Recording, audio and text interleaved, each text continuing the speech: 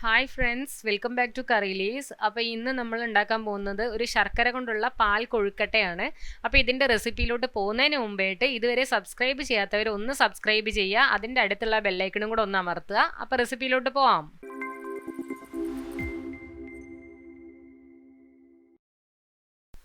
അപ്പോൾ ഇൻഗ്രീഡിയൻസ്: അരിപ്പൊടിയാണ് ആദ്യം വേണ്ടത്. അരിപ്പൊടി 250 ഗ്രാമാണ് ഞാൻ എടുത്തിട്ടുള്ളത്. പിന്നെ ഒരു വലിയ തേങ്ങയുടെ തേങ്ങാപ്പാൽ എടുത്തിട്ടുണ്ട്. 200 ഗ്രാം ശർക്കരയും.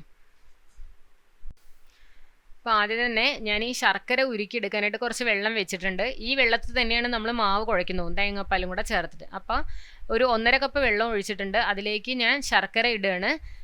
ഈ ശർക്കര അത്രയും അലിഞ്ഞ് ചേരുന്ന വരെ നമുക്ക് വെയിറ്റ് ചെയ്യാം. ഒന്ന് തിളച്ച് വരുമ്പോൾ ഒന്ന് പെട്ടെന്ന് തന്നെ അത് അലിഞ്ഞ് വരുന്നതാണ്. ഇതിപ്പോൾ നമുക്കൊന്ന് ഇളക്കി കൊടുക്കാം. അപ്പോൾ ഈ ശർക്കര പെട്ടെന്ന് അലിഞ്ഞ് കിട്ടും. ഇതിപ്പോൾ നന്നായിട്ട് തിളച്ച് വരാൻ പോവാണ്. ഇനി അധിക നേരം വേണ്ട, പെട്ടെന്ന് തന്നെ അലിഞ്ഞു കഴിഞ്ഞാൽ നമുക്ക് തീ ഓഫ് ചെയ്ത് ഈ വെള്ളം നമുക്കൊന്ന് അരിച്ചെടുക്കാം. ഇതിപ്പോൾ ഞാനിത് അരിച്ചെടുത്തിരിക്കുകയാണ്. ശർക്കരയിൽ ചിലപ്പോൾ ചെറിയ മൺതരികളും കല്ലൊക്കെ ഉണ്ടാവും, അതുകൊണ്ടാണ് നമ്മളിത് അരിച്ചെടുക്കുന്നത്.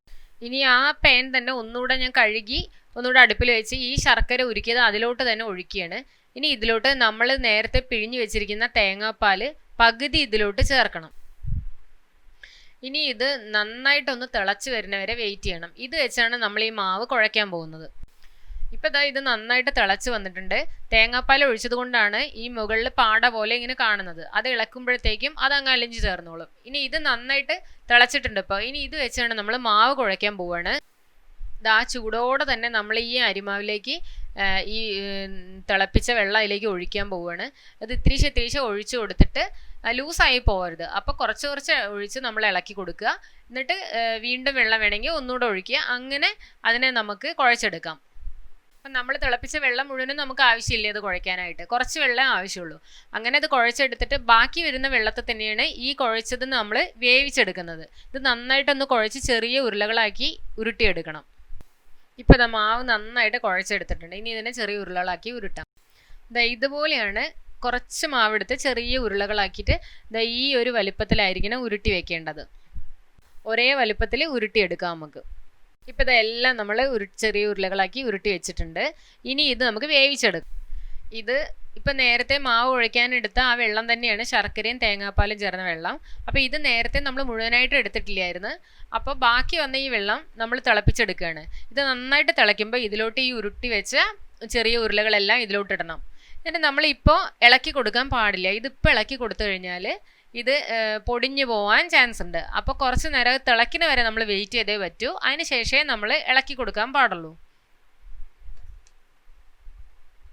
നേരെ നമുക്കിത് അടച്ച് വെച്ചൊന്ന് വേവിച്ചെടുക്കാം. അപ്പോൾ അത് തിളച്ച് വരുമ്പോഴത്തേക്കും നമുക്ക് അടപ്പ് മാറ്റിയിട്ട് ഒന്ന് ഇളക്കി കൊടുക്കാം.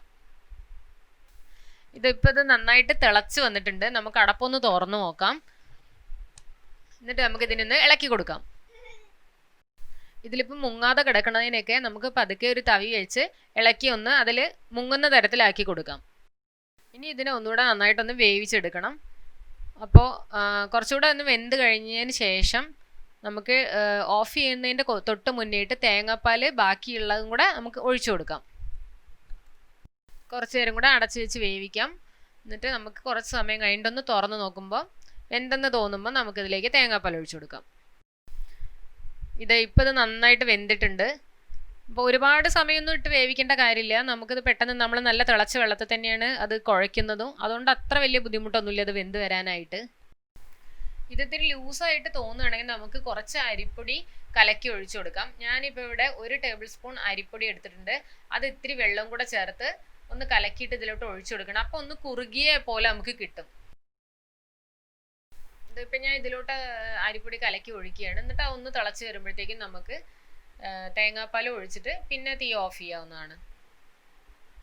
ഒന്ന് കിടന്ന് തിളച്ച് വരുമ്പോഴത്തേക്കും നമുക്ക് അതിൻ്റെ ആ ഒരു തിക്നെസ്സിലുള്ള വ്യത്യാസം മനസ്സിലാക്കാൻ പറ്റും. ഒന്ന് കുറുകി വരും നന്നായിട്ട്.